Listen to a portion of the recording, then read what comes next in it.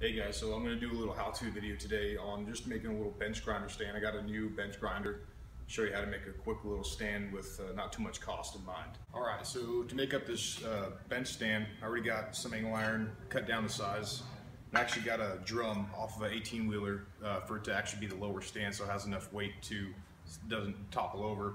I already got the pipe. I just got this off of an old fabrication project I did back in the day. Just some railing for a handrail. I already got it up in the vise. I'm already starting to clean it up, so I'm going to finish cleaning this guy up to weld on, and I'll show you guys the rest of how it's getting put together. Alright, so here's my bench grinder that I just got. It's a DeWalt. It's a 3/4 horsepower. Had a little Harbor Freight one. Actually, it didn't do work at all. It's good. It has 8-inch stones on it. Has a good amount of power. Won't slow down to all the stuff I'm doing. You know, it's a do it once, do it right type of thing. You don't want to be buying these things and then making you mad because they don't work properly. So this is the bench grinder that's actually going to be going up in there, and we'll start making up the rest of the stand.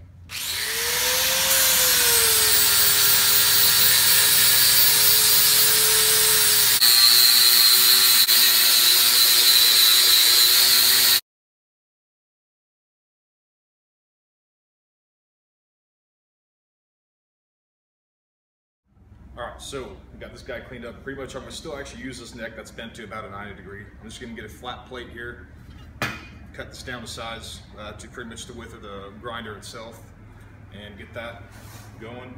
Alright, so I went ahead and measured the grinder. It's a little bit, just about 7.5. I'm going to go ahead and cut 8 inches just to have a little bit of overlap on the bottom.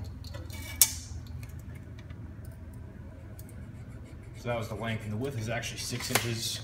Just a little bit is like 6 or 5 1/8. This plate's 6 inches, so that's gonna be perfect. When you cut something this big, just an easy way to save your saw, you might have to flip it around and cut the other side, but you never want to cut this flat like this.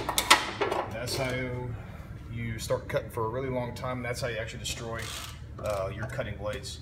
So you actually want to just prop it up like this. It fits, of course. This one's just about the right size. And that's how you would want to cut your plate. Alright, so I'm going to get this guy cut.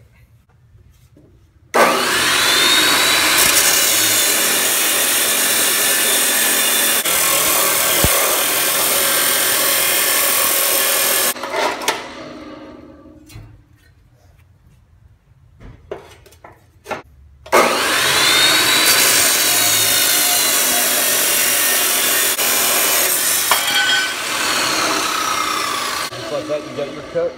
It didn't take long at all. We're gonna go ahead and get that drum cleaned up and start welding.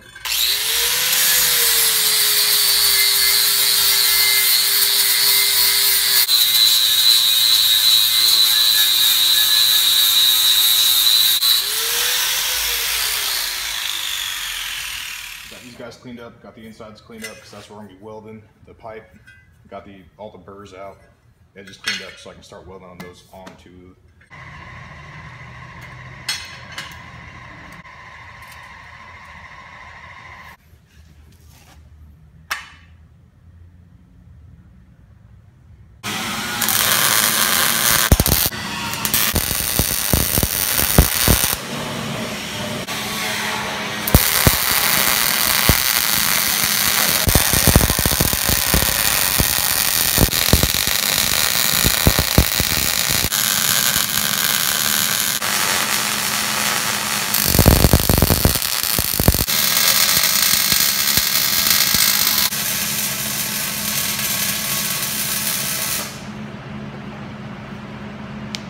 Alright, there it is. So a little lesson too, if you want, when you're welding, you know, straight up and down like this, it's best to start from the top and work your way down. It's a lot easier to work with the molten puddle when you're welding, to work with it with gravity rather than against. Then you start getting those big blobs at the bottom and you can't control it.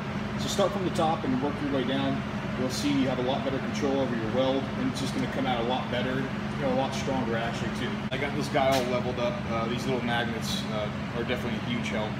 So I got this little plate of steel here. It's a little banged up, but I'm actually going to fit it in here and you know, weld it up to the pipe down here and over to the top, so I don't have to be dealing with this huge gap under there. All right, so I got the pipe all cleaned up.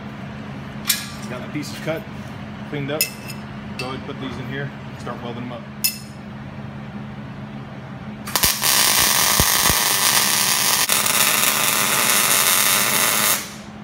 Alright, she's all welded up, really, really hot, so I'm going to let her cool down. I'm going to put the grinder up on top, drill out the holes, and bolt her up. Alright guys, so there it is. I got the rest of the stand done for the bench grinder. I still got to drill my holes, mount her up. I got all the hardware on there. This one actually has really good hardware, nothing stripped out when I was tightening it down. You know, nice covers, nice aluminum pad. Here's the rest of the stand. I'll take you guys through it real quick. Also, I had a little extra pipe. I went ahead and welded this up just so I can run the cord around so it's not being stepped on or just dragged around.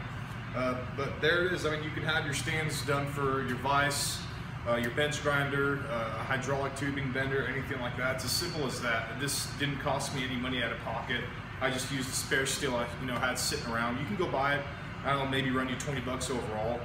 And if you guys are wondering about the drums, or excuse me, the brake drums, on those guys, you can go to, possibly just about any lot, any service, something like that, that they work on big rigs. They'll probably have these guys just sitting around that they're waiting to toss out. So you can go stop by over there, ask them if you can take one of these guys, because there's a good amount of weight in them. They're not going to move around.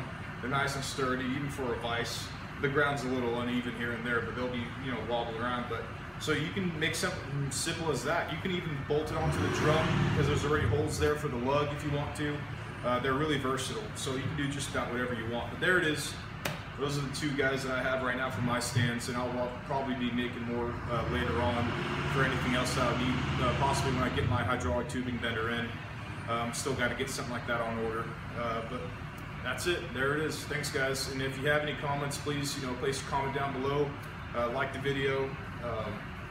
And tell me what you guys would want to see worked on. Again, these are some of my first videos I've ever done on how-tos and projects like that. Again, thank you very much. You guys have a good night.